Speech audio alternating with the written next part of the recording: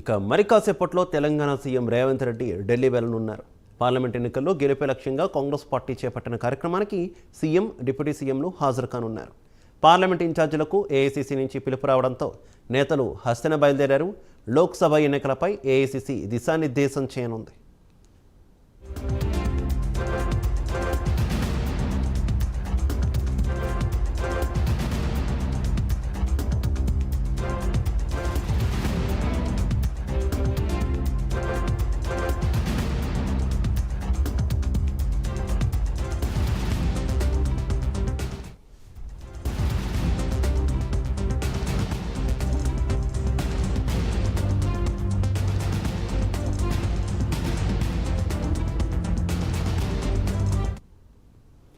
నేడు ఢిల్లీకి తెలంగాణ ముఖ్యమంత్రి రేవంత్ రెడ్డి వెళ్లనున్నారు. ఇక ఆయన పర్యటనకు సంబంధించి మరింత సమాచారం మా కరెస్పాండెంట్ నాగేంద్ర అందిస్తారు.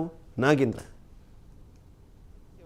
మరి కాసేపట్లో తెలంగాణ ముఖ్యమంత్రి రేవంత్ రెడ్డి ఢిల్లీ పర్యటించబోతున్నారు. ఇప్పటికే ఒకవైపు డిప్యూటీ సీఎం అయినటువంటి బట్టి విక్రమార్కతో పాటు అదేవిధంగా మంత్రి పొన్నం ప్రభాకర్ ఇద్దరు కూడా ఢిల్లీ వెళ్ళినటువంటి పరిస్థితి. ముఖ్యంగా ఈరోజు మధ్యాహ్నం ఢిల్లీ కేంద్రంగా ఏఐసీసీ కార్యాలయంలో ముఖ్యంగా లోక్సభ ఎన్నికల కోఆర్డినేటర్ల సమావేశం జరగబోతుంది. ముఖ్యంగా రాబోయేటటువంటి లోక్సభ ఎన్నికల్లో అనుసరించాల్సినటువంటి వ్యూహాల ఎజెండాగా ఈరోజు ఏఐసీసీ కార్యాలయంలో కోఆర్డినేటర్ల సమావేశం జరగబోతుంది. ముఖ్యంగా రాష్ట్రాల దేశవ్యాప్తంగా ఉన్నటువంటి అన్ని రాష్ట్రాల్లో లోక్సభ కోఆర్డినేటర్లకు సంబంధించి ఈ సమావేశంలో పాల్గొనబోతున్నారు. ముఖ్యంగా తెలంగాణ రాష్ట్రం నుంచి రేవంత్ రెడ్డితో పాటు అదేవిధంగా మరొకవైపు డిప్యూటీ సీఎం బట్టి విక్రమార్క మంత్రులతో పాటు మరొకవైపు లోక్సభ కోఆర్డినేటర్లుగా ఉన్నటువంటి ముఖ్యంగా 17 పార్లమెంట్ నియోజకవర్గాలకు సంబంధించి ఒకవైపు మంత్రులతో పాటు మరొకవైపు సీనియర్ నేతలందరినీ కూడా లోక్సభ కోఆర్డినేటర్లుగా ఏఐసీసీ నియమించింది. కాబట్టి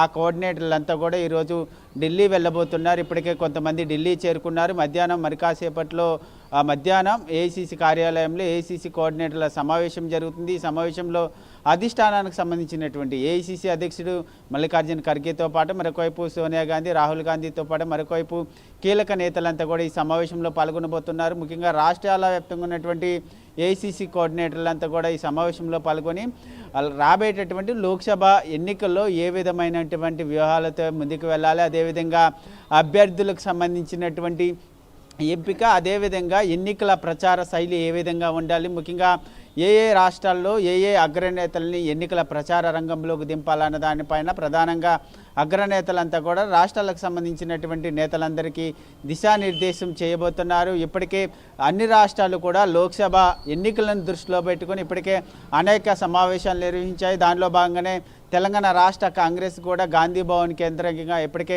పలు దఫాలుగా సమావేశాలు నిర్వహించింది. ఆ సమావేశాల్లో లోక్సభ ఎన్నికల ఎజెండాలో చేయాల్సినటువంటి అంశాలపైన పలు కీలక తీర్మానాలు చేసినటువంటి పరిస్థితి కనిపిస్తుంది. ముఖ్యంగా దీంతో పాటు ముఖ్యంగా లోక్సభ ఎన్నికలకు సంబంధించినటువంటి ఎజెండాతో పాటు ముఖ్యంగా మరొకవైపు రాహుల్ గాంధీ భారత్ జోడో యాత్ర ఇప్పటికే మొదటి విడత కూడా కంప్లీట్ చేశారు. మరొకవైపు రెండో విడత న్యాయయాత్రకు సంబంధించినటువంటి యాత్ర కొనసాగుతుంది. ఈ నెల 14వ తేదీ నుంచి రాహుల్ గాంధీ రెండో విడత పాదయాత్ర ప్రారంభం కాబోతున్నటువంటి నేపథ్యంలో ఇప్పటికే రూట్ మ్యాప్ను సైతం రిలీజ్ చేసినటువంటి పరిస్థితి ఉంది.